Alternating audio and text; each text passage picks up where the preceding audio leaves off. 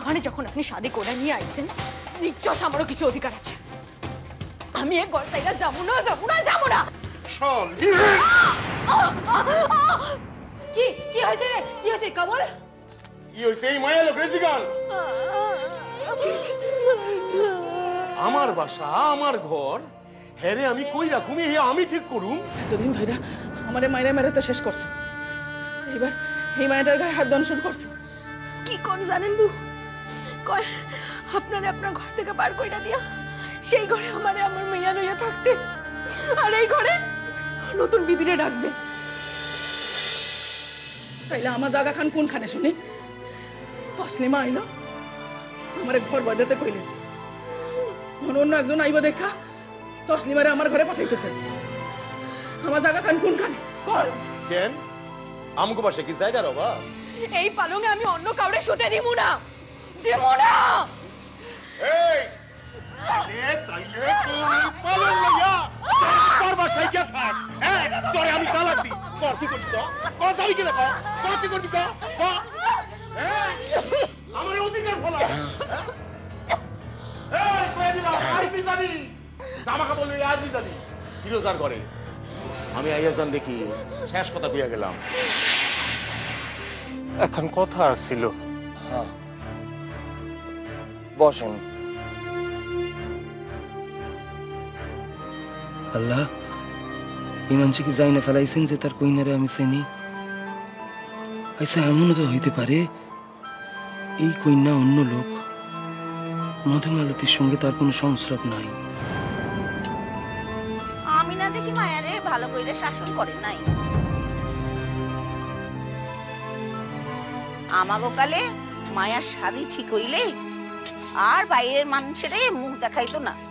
এই কথা কেন কেটা কারে বোঝায়? তোমরাই কও, আমি কই বলে তো আমার লাগে অশান্তি লাগে।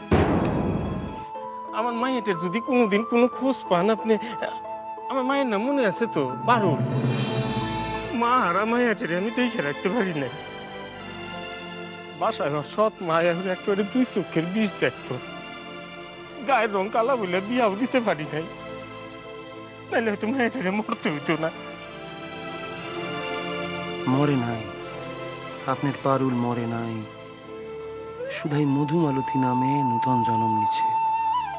তগো বাসা থেকে গানের আওয়াজ আসে। হ্যাঁ, হলুদ কোটা হইতেছে। গানখানি যে কেমন এক বিষাদ, কেমন এক করুণ সুর।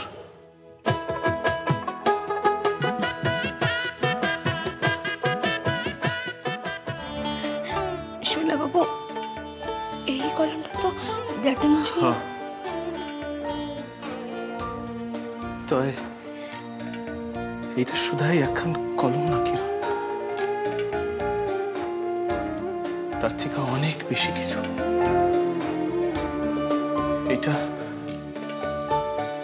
এটা তোর সম্মান, তোর শক্তি, তোর অলংকার অহংকার সব হয়ে উঠতে পারে।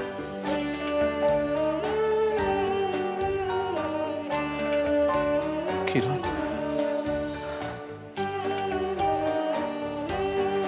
কিরণ, এই জিনিসটা তুই মর্যাদাটুকু দিস কিরণ।